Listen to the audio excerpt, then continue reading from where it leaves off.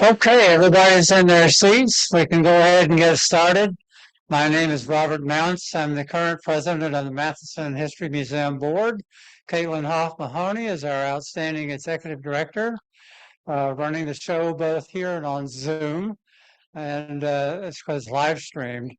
And first thing I want to say, we're incredibly lucky right now to be in the venue where we have this wonderful new exhibit, Return to Forever, Gainesville's Great Southern Music Hall, which some of you may be old enough, well, quite a few people, that you remember it.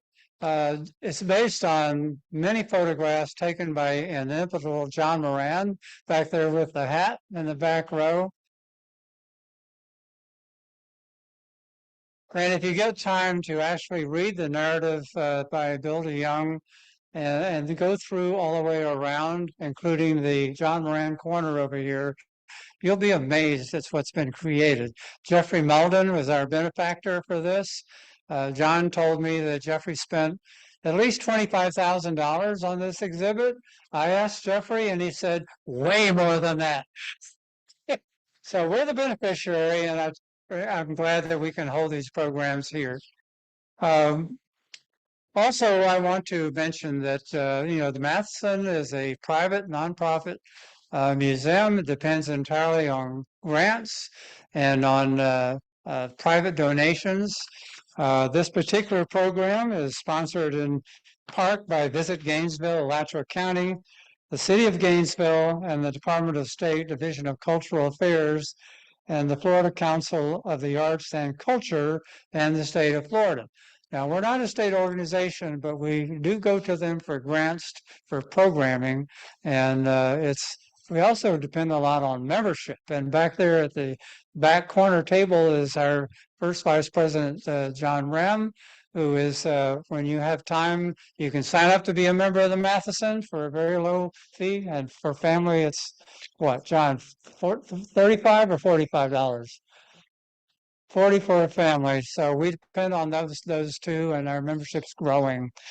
So with that, I'm honored to introduce our speaker who, if you go to Wikipedia, he has a really long list of books and awards, and I can't go through all of them. But Dr. Gary Mormino is the Frank E. Duckwell Professor of History Emeritus at the University of South Florida, St. Petersburg. He's the winner of the Florida Humanities 2015 Florida Lifetime Achievement Award for Writing and serves as Florida Humanities Scholar in Residence. His many books include The Land of Sunshine, State of Dreams, A Social History of Modern Florida, and this one that he's going to talk about today, Dreams of the New Century, Instant Cities, Shattered Hopes, and Florida's Turning Point. Some of you may know from my columns in the newspaper, which unfortunately are going offline after today because the Gainesville Sun no longer will have an issues section. A lot of them have been about local development, and I'm really excited to hear what Dr. Mormino has to say about development in Florida. So welcome our guest.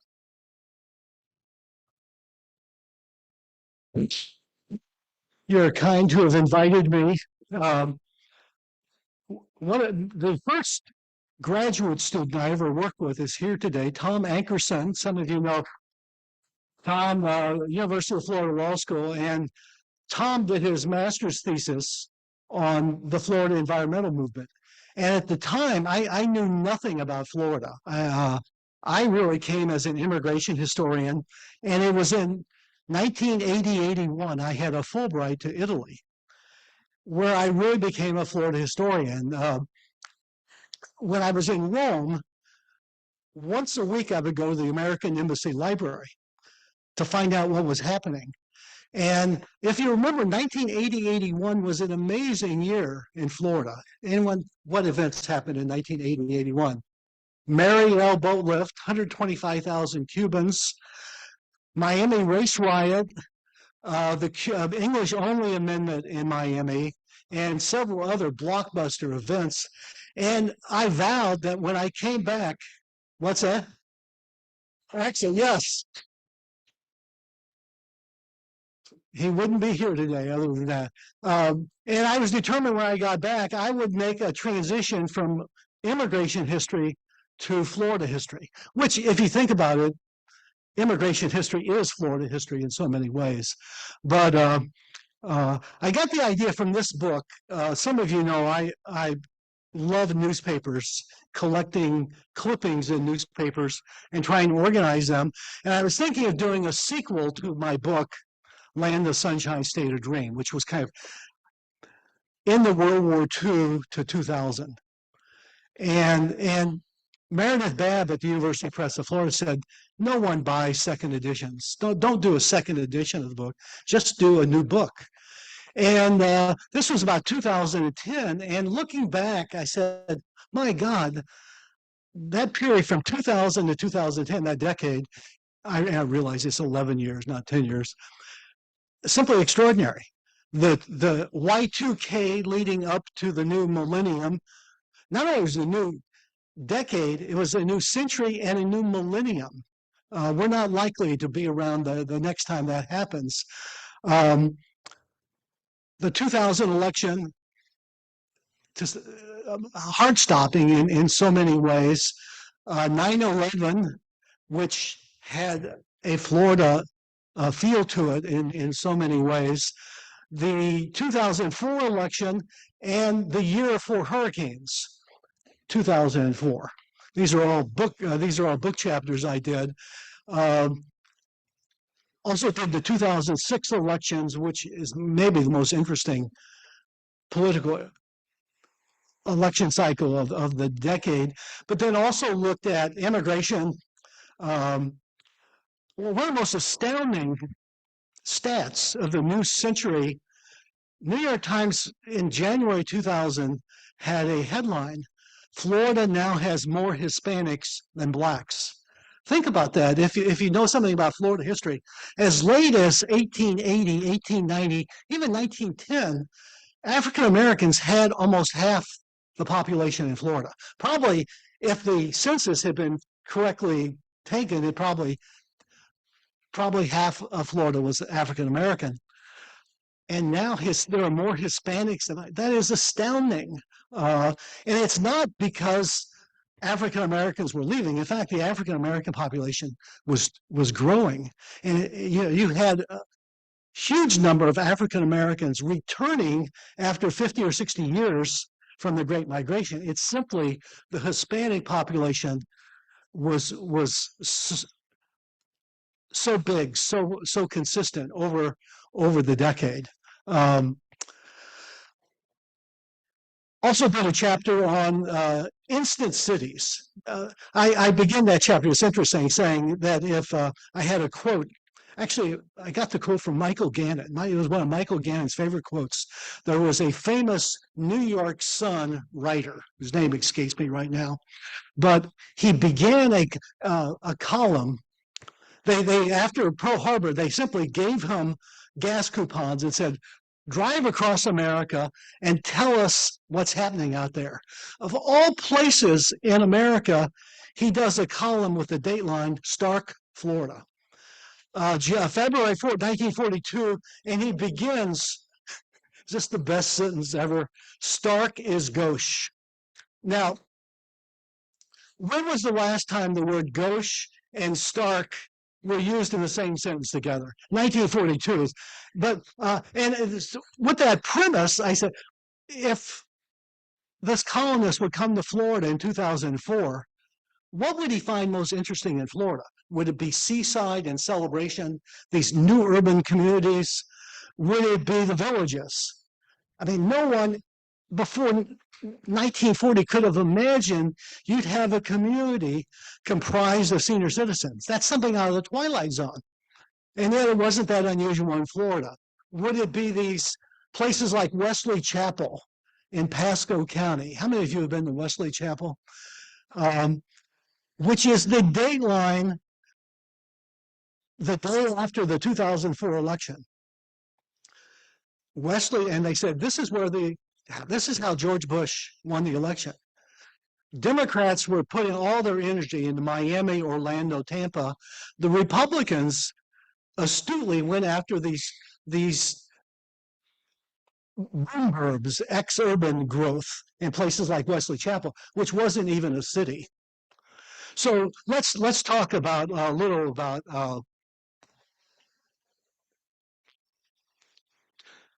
2000. Okay, the 2000. First of all, everyone was afraid. What was the big scare? 12/31/1999. Y2K. Because our computers had no way of programming so many zeros. The predictions were ATM machines would spew out money, prison gates at Stark and Rayford were going to open, mass chaos. None of that happened, of course, but well, there were a few people who were still alive, by the way, the previous century. They identified 3 Floridians who had witnessed the Y2K in 1999 or 1899 rather. I've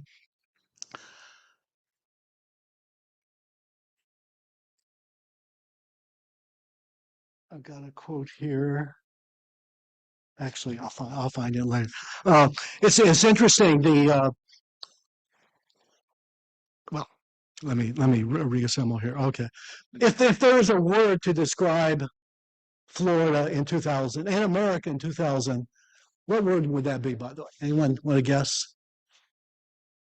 Confidence, optimism. Think about it. We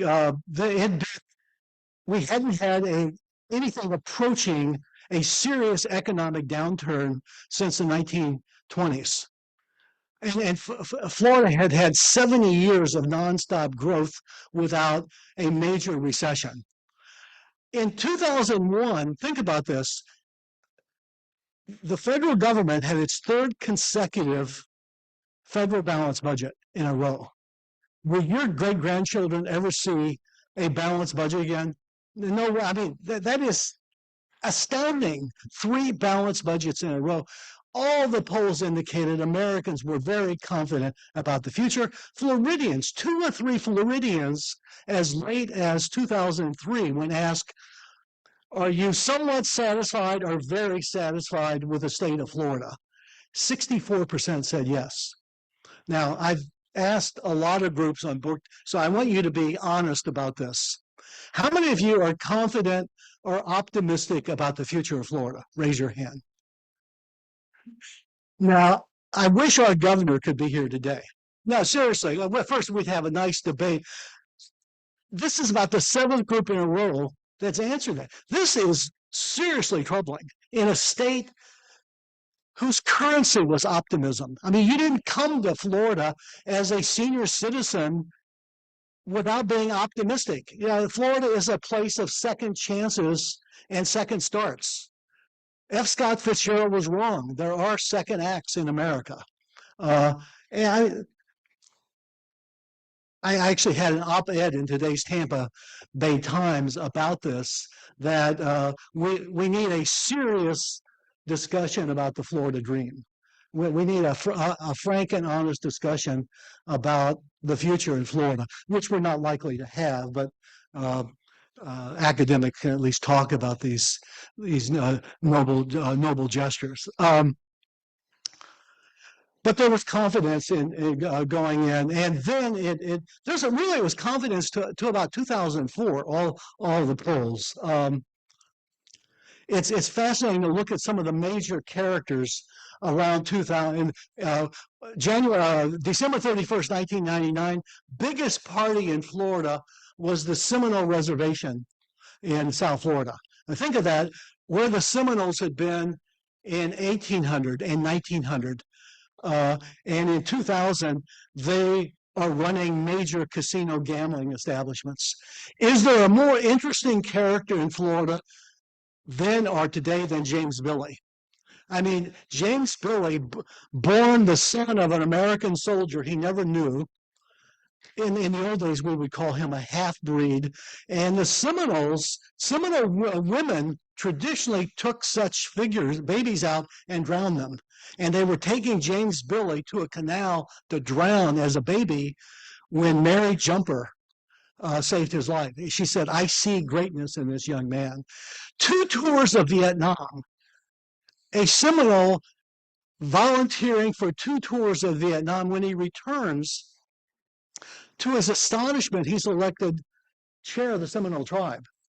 And every chronicler of Seminoles or Miccosukees in Florida have asked, who is the greatest figure in modern Florida Native American history? It's James Billy, because he was the genius behind casino gambling.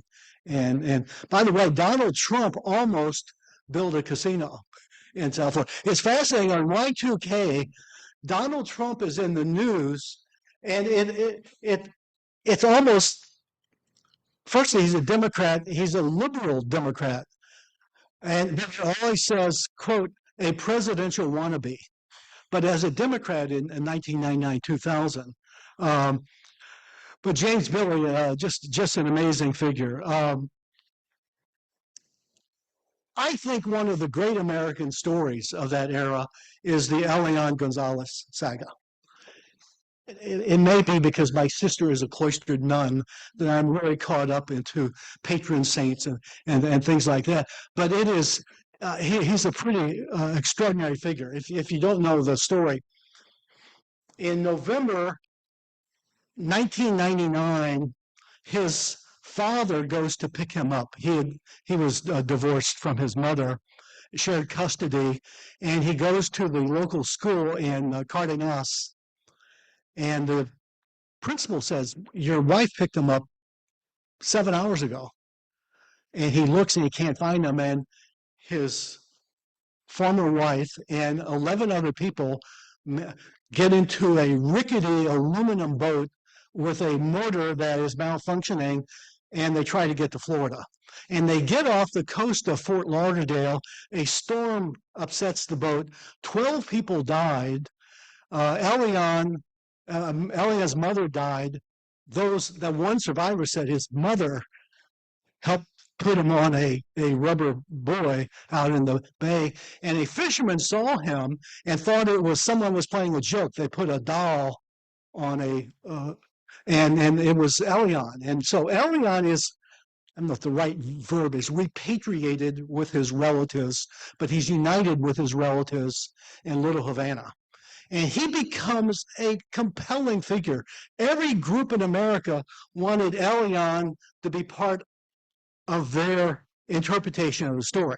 So think about this.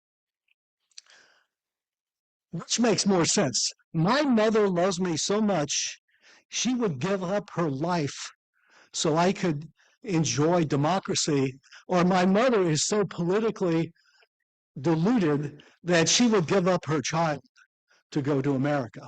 There's not an answer.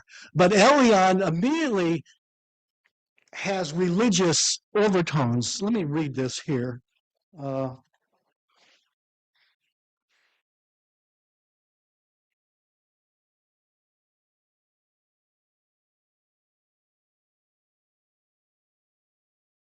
so I've got the quote here. There's wrangling. What's the right thing to do? And eventually, President Clinton and Janet Reno decide he should be repatriated with his father, not his relatives in Miami. And you all know the photograph. It looks like spike booted guards are coming in. And here's if this isn't a beautiful story here, let me read this.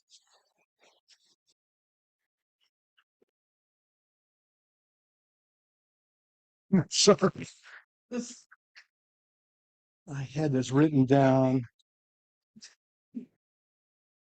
That's where it goes.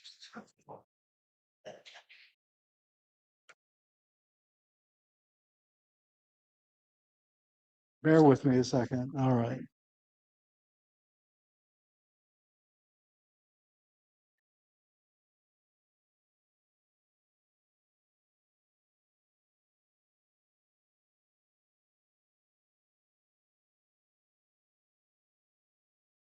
Here it is. Okay.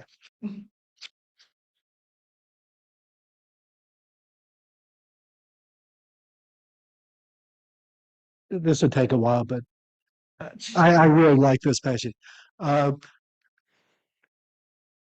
Ghosts lingered long past their appointed hours. In November 2016, Fidel Castro and Janet Reno died within a few weeks of one another. Their lives, passions, and personalities could not have been more different, yet they shared a searing moment on the world stage. The Elian affair burnished Fidel's reputation and haunted Reno's. The Elian, yet she never regretted the decision to repatriate the young boy to his native land and father. In return, Fidel offered to send election supervisors for the 2000 election. As she was dying, former President Clinton called, telling Reno that afternoon he spent with her on the family screen porch was, quote, the best time I've had in 15 years. Her term as Attorney General was also volatile, Waco, etc. Had there been a prize for the most authentic Floridian, Janet Reno was a lock. The daughter of two competing Miami newspaper journalists, she was born and raised in Kendall, then on the edge of the Everglades, in an unair-conditioned home. Lucy Morgan, a longtime friend, described Reno. She stood 6'2", and they were often bare, her feet, when she made it home to a rough-hewn home, shingled the roof, laid the bricks in neat rows. The Reno family rule was simple: tell the truth, don't cheat. Wholly lacking glamour, she displayed a sense of humor in appearing on Saturday Night Live as the host and rock star of the Janet Reno dance party.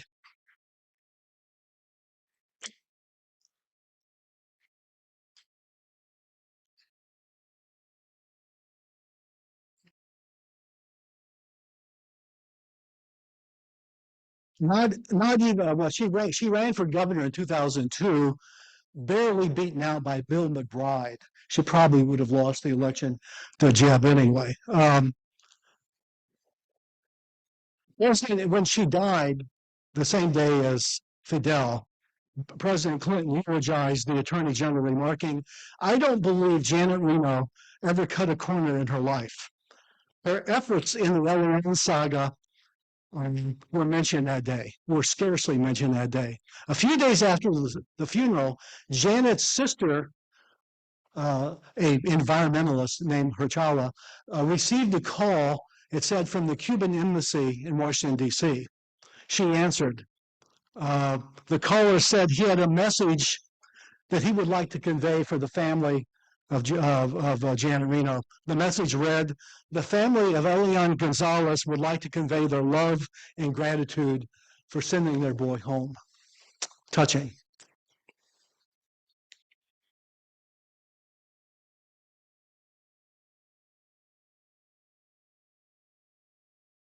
The 2000 election is as wild and woolly as you can get. I've got a chapter on each presidential election in Florida during that time. The 2000 election, though, is especially interesting because of the drama coming down to the finish. There's an interesting environmental addendum to that. I won't go into details on those. Let's go to 9/11 for a second. So there's still great optimism in America. Interesting question. When I ask students, they never get, why did you have so many 9/11? Now, my choice of words here is the word terrorist too strong or not strong enough? Plotters, terrorist. Why did so many, more than half of them, train in Florida? Was it because the terrain was flat and you could learn flying? No. It was because it's a state of strangers. You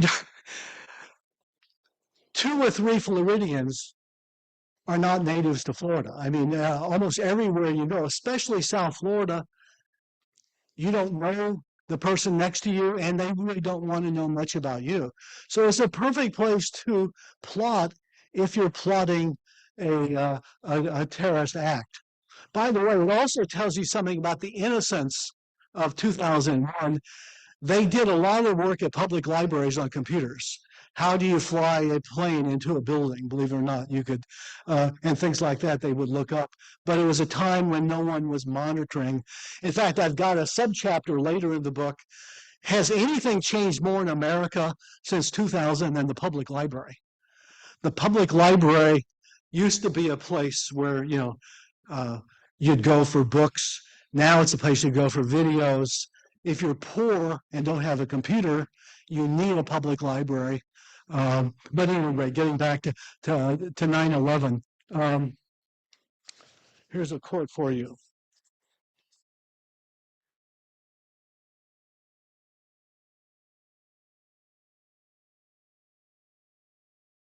The university, often the subject of criticism and skepticism in the pre-9/11 era, also became a place of contemplation and danger after 9/11. Michael Gannon, a professor of history at the University of Florida, had spent much of his 74 years living in and studying the history of St. Augustine.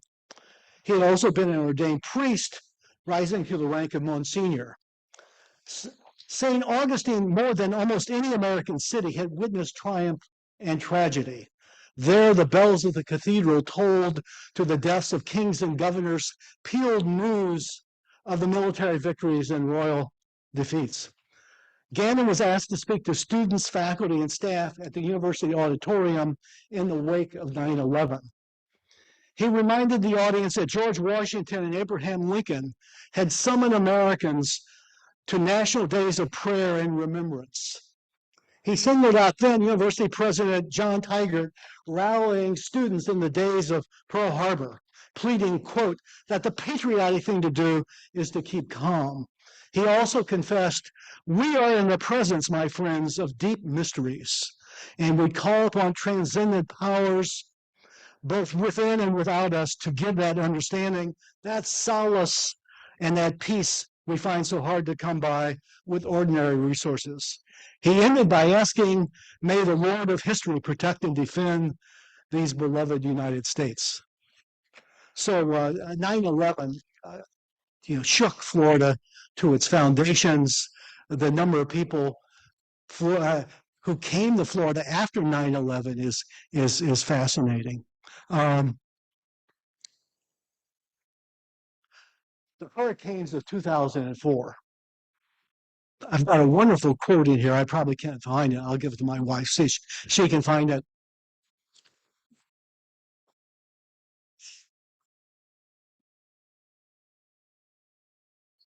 It says it's New York Times. So, how many of you were here 2004? Wow, most everyone.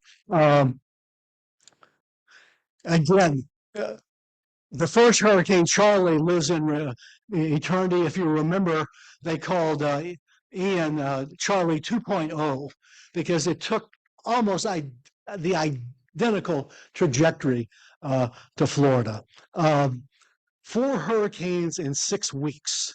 I mean, it never happened before. The last year, I think a state had 4 hurricanes in a season was Texas in 1870 or something like that.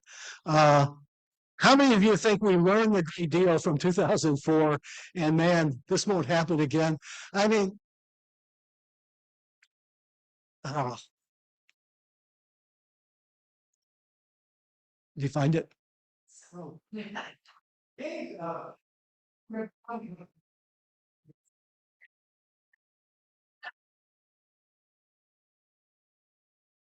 And I've got a Gainesville Sun quote in here somewhere, but let me read this. And I'm curious how you address this today. What has happened in 20 years? The paragraph begins, "Birds sowing Florida's landscape, the storms, winds, top tree canopies, and stands of ancient live oaks, southern magnolias, and bald cypresses that define the landscapes of many communities. Arcadia, Gainesville, Lake Wales, and Vero Beach suffered major losses." Is the tree line back in Gainesville, would you say? How many would say no? All right, one or so.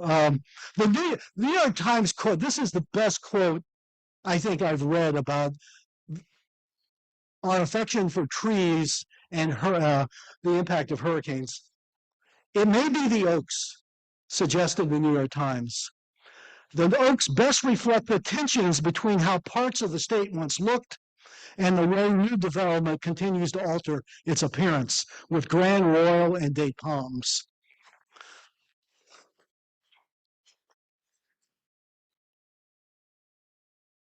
No, I've lost my. Okay.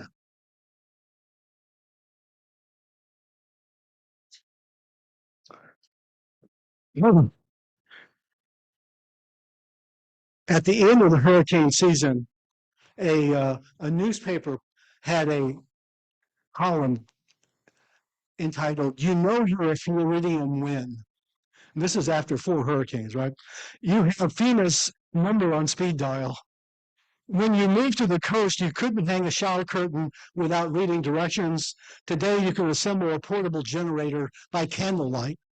You can recite from memory whole portions of your homeowner's insurance policy. You can rattle off the names of 3 or more meteorologists who work at the Weather Channel. Someone comes to your door to tell you they found your roof. Relocating to Cleveland, Ohio doesn't sound like such a bad idea anymore.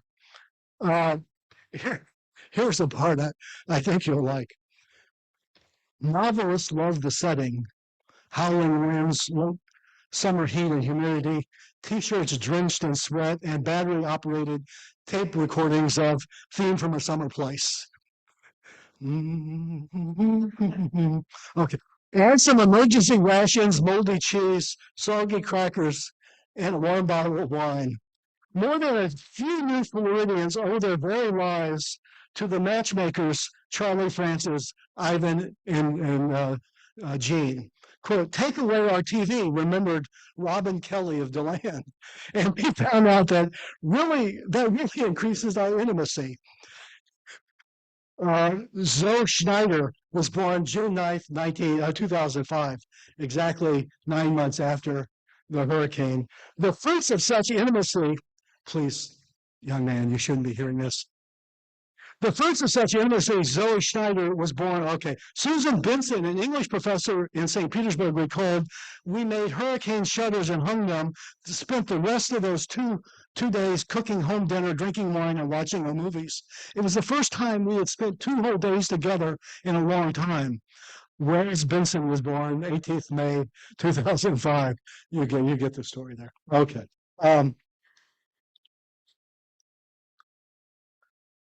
Election of 2004.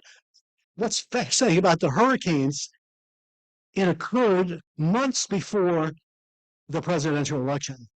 George W. Bush was running for re-election. John Kerry, his opponent. Everyone assumed that the war in Iraq doomed the Republicans. And in fact, I went back and looked at approval numbers.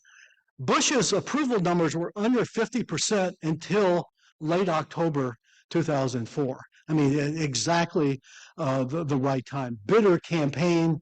A couple interesting University of Florida stories in there.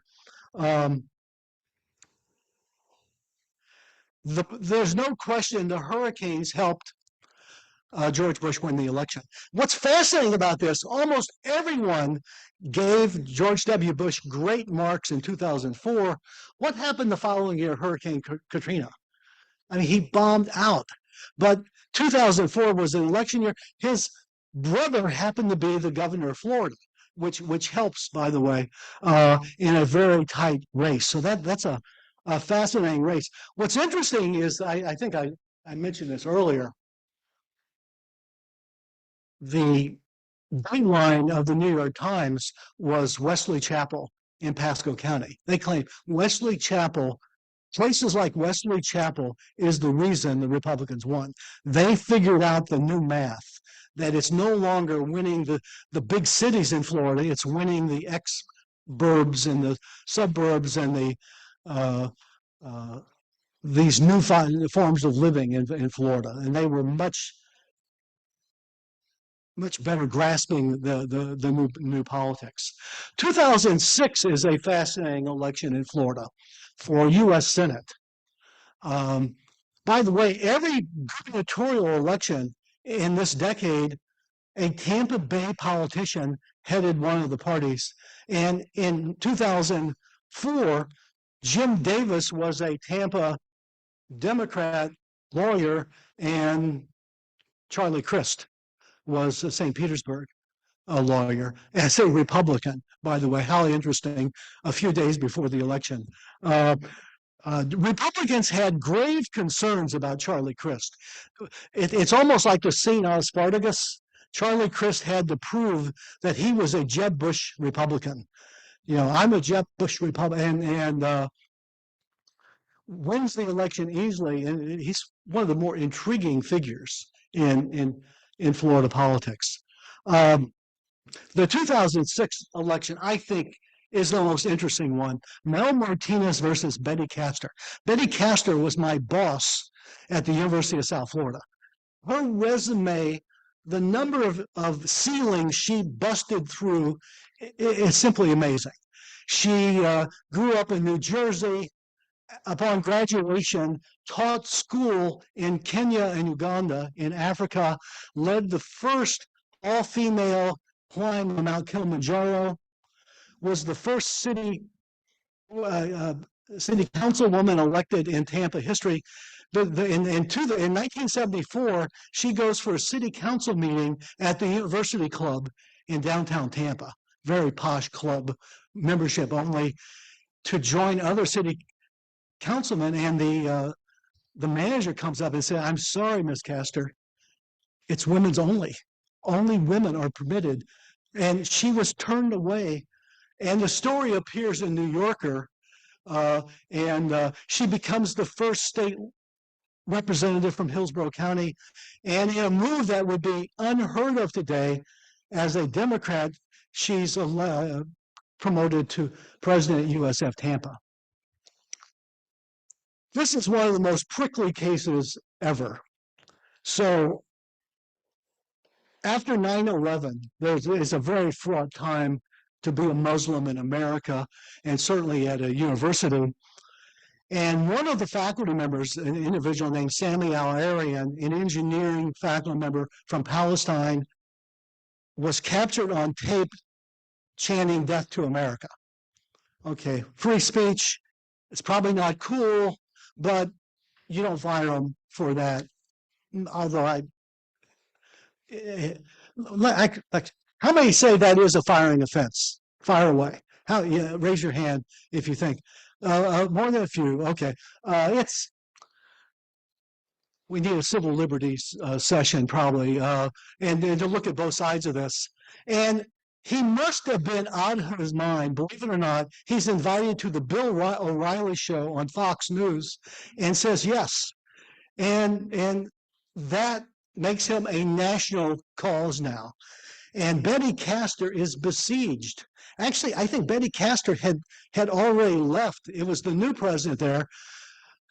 Many, more than a few conservatives, many liberals as well, saying, "You've got to fire this person. He is toxic, to say the least." Faculty very supportive, what to do. And eventually the FBI comes in. Apparently it was true. He was raising money for families of terrorists. Is that, and I'm not a lawyer. It doesn't look good, but regardless. So what they finally decide to do is suspend him with pay. And of course, you can imagine how the public feels about this. Are you kidding me? The university. So when Betty runs, even though she didn't know anything about this because she was no longer the president, she was the president that hired him. And he cannot pin the lock to Sami Al-Arian. And she's also running against a dream candidate. I like Mel Martinez, by the way. Melquiades Martinez, talk about on your resume, not just a Cuban immigrant, he's a Pedro Pan. He was a Peter Pan. The Catholic Church in the 1950s and 60s smuggled children out of Cuba, not the parents, only the children. Again, would you be willing to give up your child for the blessings of liberty in America? And they would put you with an American family. He did eventually reunite with his family. Interestingly, he grew up in Orlando, not Miami. In Orlando, as a Cuban, he had to learn to get along with other Hispanic groups. And everyone loved the guy, good looking, articulate, keen mind. He had been chair of the Bush for President Committee. I think he had held a position in the business chamber in DC. He's nominated to run for U.S. Senate. And they have a number of debates. Betty just cannot escape the shadow of Sammy, and he barely defeats her. There's a wonderful, and I think I can find this.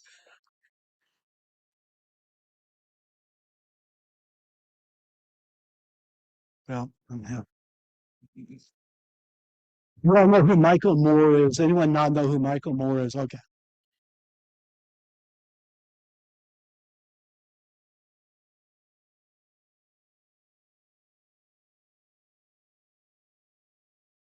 Oh, okay, here it is. In one of the year's best unscripted moments, by the way, Michael Moore had also directed and produced Fahrenheit 9/11 and was going, okay, a familiar figure in Florida. In one of the year's best unscripted moments, Mel met Michael. On election eve in the Orlando Executive Airport, Michael Moore ran into Mel Martinez.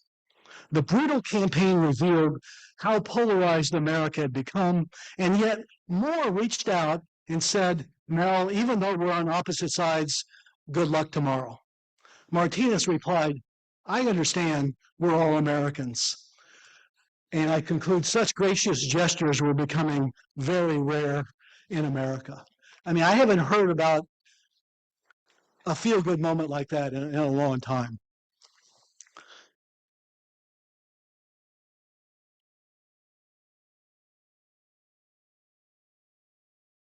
Questions?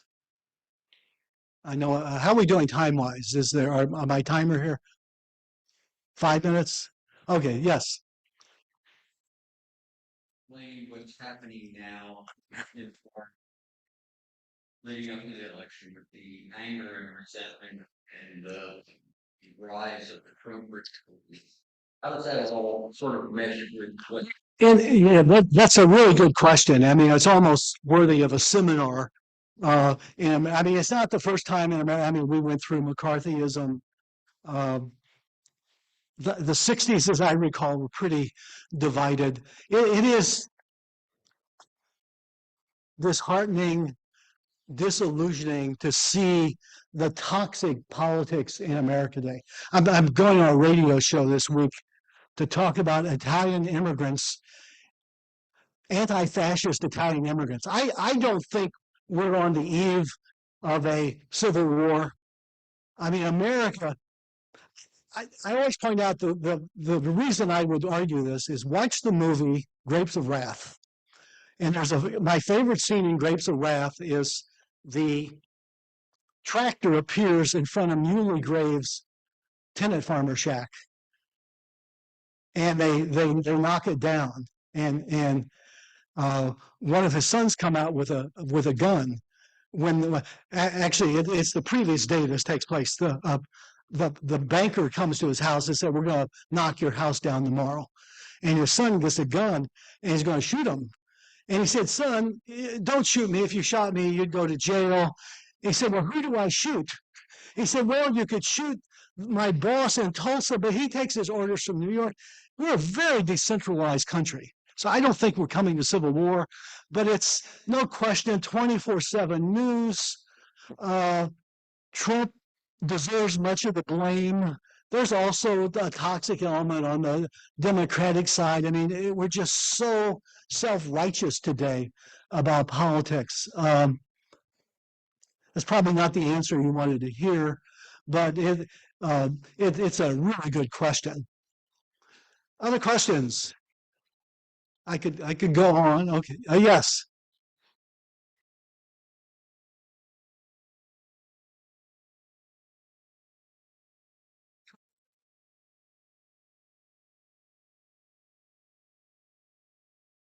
I've got a large section in the book. And in fact, those of you who take the Florida Humanities magazine, I wrote a long essay about the history of newspapers in Florida.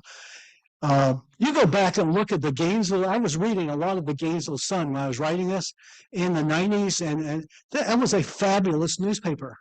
Ron Cunningham, Jackie Levine. I mean, was Ron there? Oh, Ron, I love your writing, by the way. uh, uh, I think, in fact, you had a great column during the 2004 election. You interviewed a black man in Micanopy. He was voting for the first time in his life. He was an elderly black man voting for the first time in his life. Am I right about this? The 2004 election?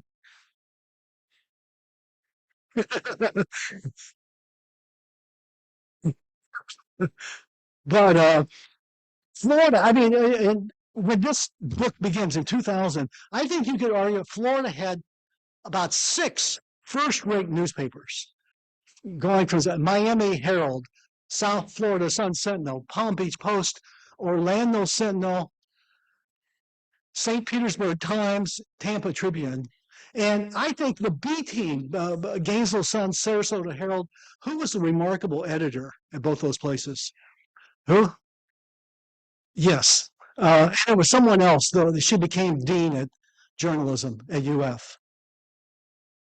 Diane McFarland. Yeah. I mean, the New York Times owned newspapers, all of those were pretty good. And I mean, think about this. In 2000, you wanted to sell your home, you wanted to buy a used car, you wanted a grocery coupon, you wanted to find out the scores, baseball. You went to a newspaper, the morning paper or the afternoon paper, and it's all collapsed in front of us. It's it's a sad spectacle. I just read yesterday that there will be no longer any printed newspapers in the state of Alabama. All the Alabama papers are going online. And it just seems that's inevitable for Tampa Bay Times. There's no longer a Tampa Tribune, which was one of the great newspapers in Florida. So that's a very painful subject, but I spend a lot of time on that. Well, yeah, also think about, let's say this could be Gainesville, St. Petersburg, Jacksonville. You want to raise money for a good cause in 1990. You go to the newspaper, or you call together the newspaper publisher, the person who's in charge of the utility company, the local banker, and maybe the local politician, and you got the job done. How's that going to work out today? There's no longer a local bank. Uh, St. Petersburg doesn't even have a local bank anymore. It's all, all, well, anyway. Other questions? Yes.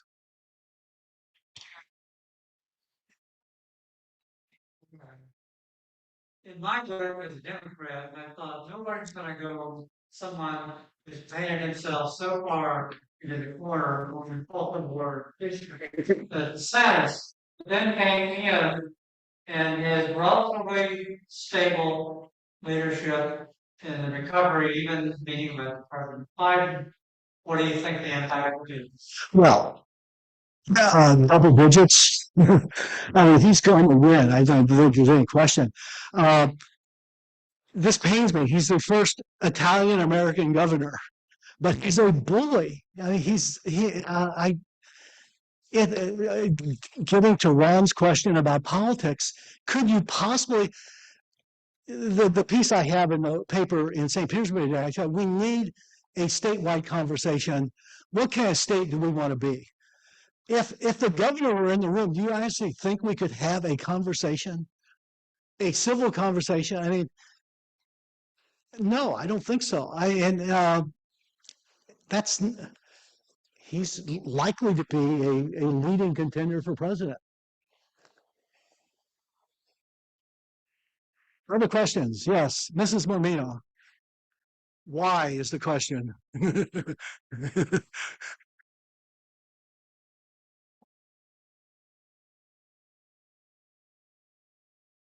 Yes.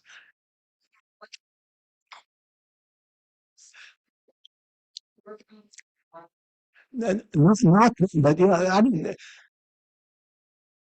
if you look at the 1970s, there's no question the 1970s is the critical decade when Floridians discover the environment is fragile. Uh, in Washington, under Richard Nixon and under the guidance of who's the guy from Nat Reed, Nathaniel Reed, Republicans had the rock on the. They were the best environmentalists in Florida. Bob Martinez, I think, what my Tom and others, would you argue? Bob Martinez, I think, I would vote for the best environmental governor. Yes, okay. Claude Kirk is very good, by the way. No, and by the way, both are Republican, and it's Claude Kirk and President Nixon that pulled the plug on the Florida State Barge Canal. Not Lyndon Johnson pushed the button that began. It would be an interesting debate, Kirk versus Martinez. But you think about it, conservation and conservatism, kind of the same root as that.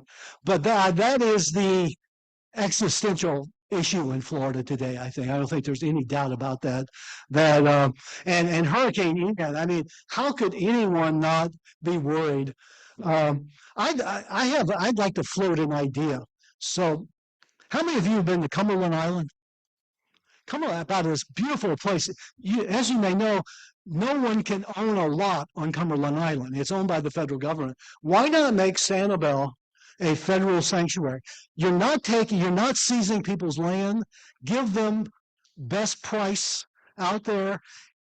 They can stay there as long as they're alive, but when they die, the family receives the payoff. I think that would be a popular idea.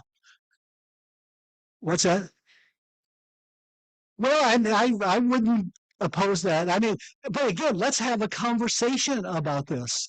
The insurance, no one is going to pick the lock and make insurance make any sense. The only solution people have is we'll pick up the tab in your island, the state. It's just not a good idea. Now, it's not going to work. I mean, Ron DeSantis would come up here and club me. You're seizing the land, socialist upheaval. But let's have a civil conversation about this. Would not Sanibel and Captiva be better public sanctuaries? Everyone can visit. Maybe have some tents or something you can stay overnight. But what's that? Yeah, like the tents. Except the tents are because your house is blown away. But there's going to be. I mean, there will be pushback. I mean, isn't private property an American emblem that has always been there? So, but again, no one's going to be cheated out of their land. It's just that it makes no sense to build anchored houses on barrier islands anymore, particularly with global warming. And in fact, do as a tribute to Ding Darling, Jay Norwood. How many of you have been to Ding Darling Preserve? It's unbelievable. It's one of the he was an Des Moines, Iowa Register cartoonist who came there and in the 1930s and fell in love with it. And later, when I don't know how the property was purchased, but they named it the Ding Darling Preserve. I mean, what a noble tribute, to say the least. Other questions, commentaries? Yes.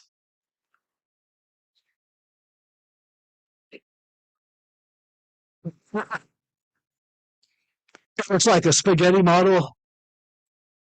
Save that for your grandchildren. They'll be appreciative. Yes.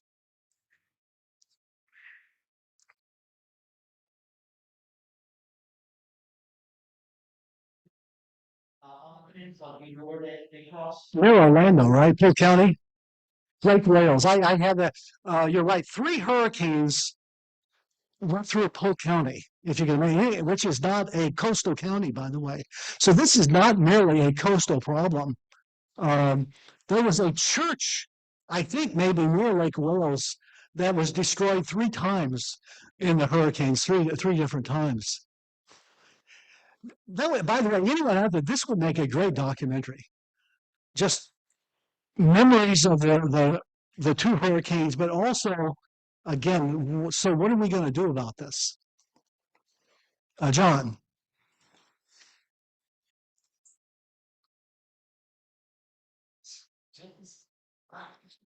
Yes. How many have not heard? How many have heard my James Billy story? Okay, I think it's one of the great stories, even if some people will be offended. So James Billy, who I introduced, story is that when after coming back from Vietnam, he becomes tribal chair, but he's a very young man and very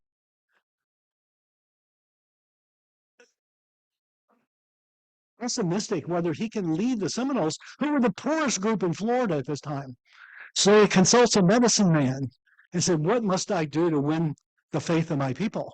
He said, "Son, you must first go out and capture, kill, and eat a Florida panther," which he proceeded to do, was promptly arrested for killing a panther, an endangered panther. He pleaded it was a religious purification ceremony on sovereign land and was acquitted in Clewiston, Florida, at the county courthouse, Hardy courthouse. And on his way out, there's 200 journalists there. This is the trial of the century.